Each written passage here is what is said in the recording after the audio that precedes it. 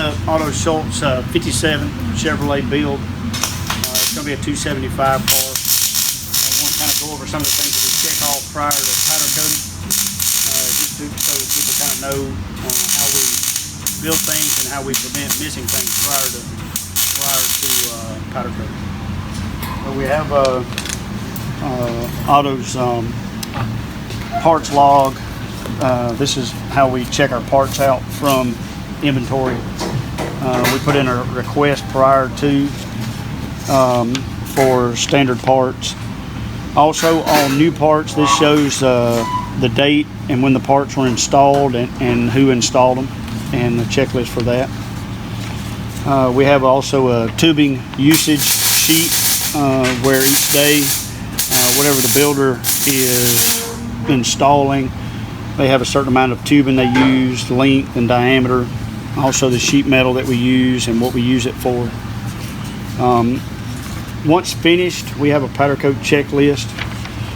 This gives the guys nothing signed off on because we're actually making the rack for it to go, but we're fixing to follow all the line items, front brake lines and tabs, rear brake line and tabs, fire line tabs, weight bar tabs, disconnect, electrical panel, dezuses, wishbone mount.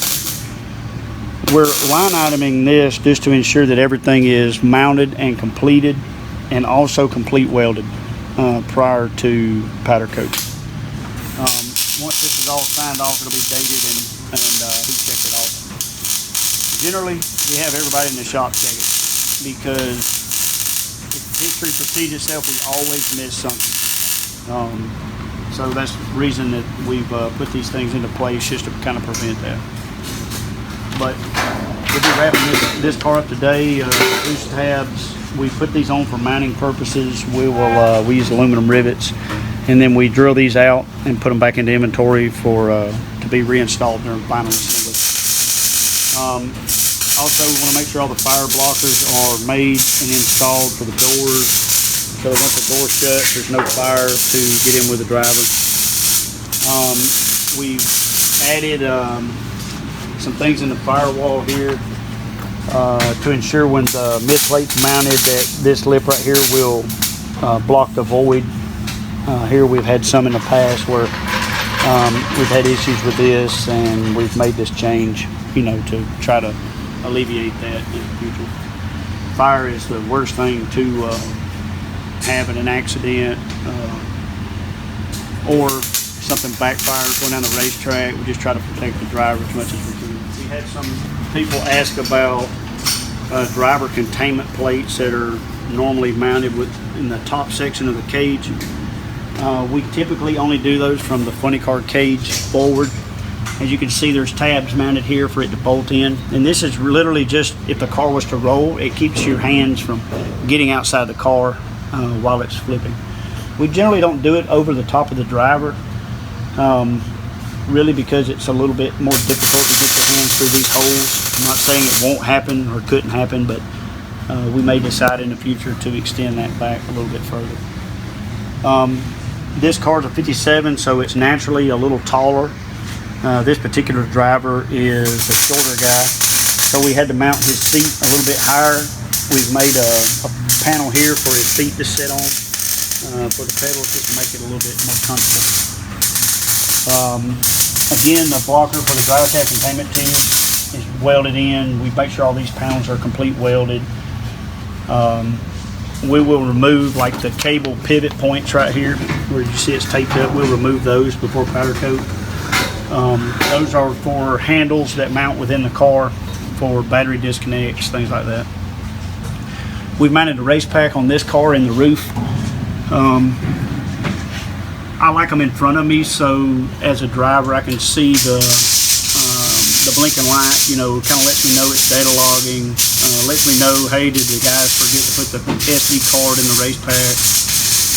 And I like to do them that way just because when you're driving, you're looking at everything going around in the car, and for me, it's just one of the check things that I do prior to a burnout. Once the car cranks, I see everything lit up, make sure everything's doing correctly.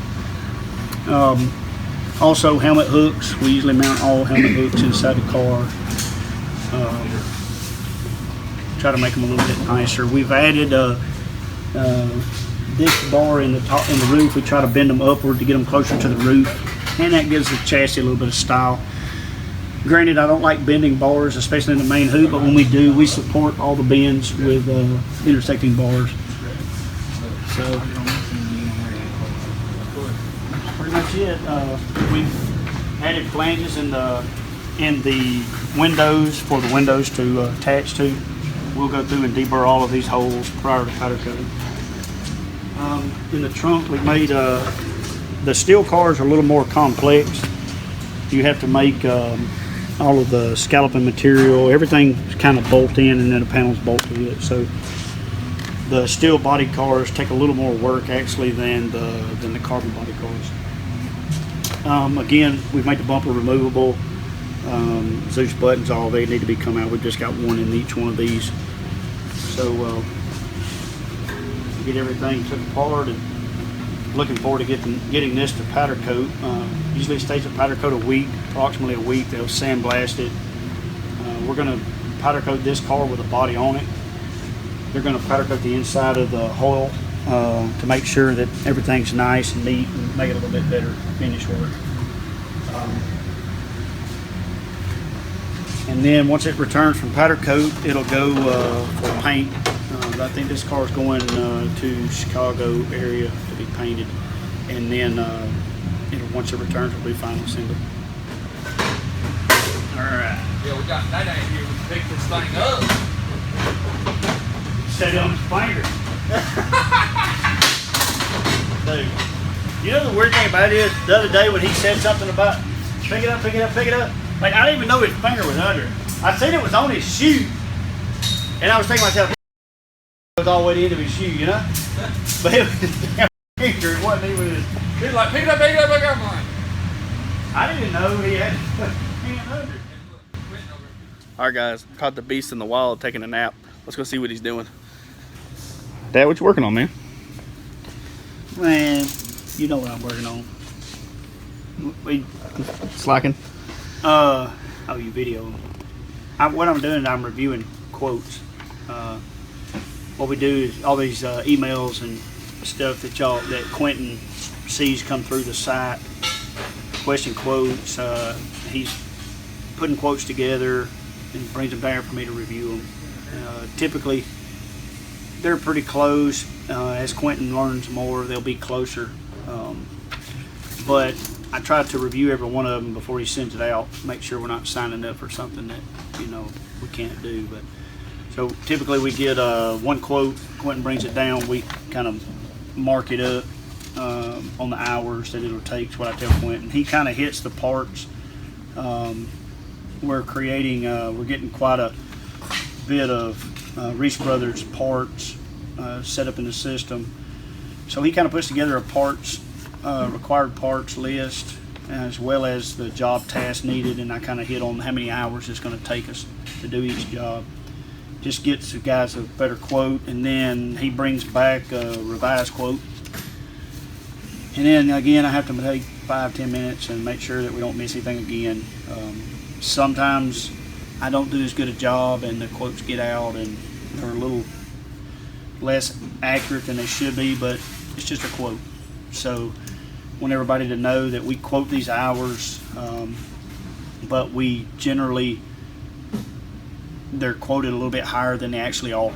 So once the job gets here and we do the job, if it's less hours, always it is less hours, unless something complicates during the build. But it's pretty much what I do. Make sure I take 15-20 minutes a couple times a day and get these things knocked out for Quentin. And that's pretty much it. But yeah, I'm going back to work. Don't worry.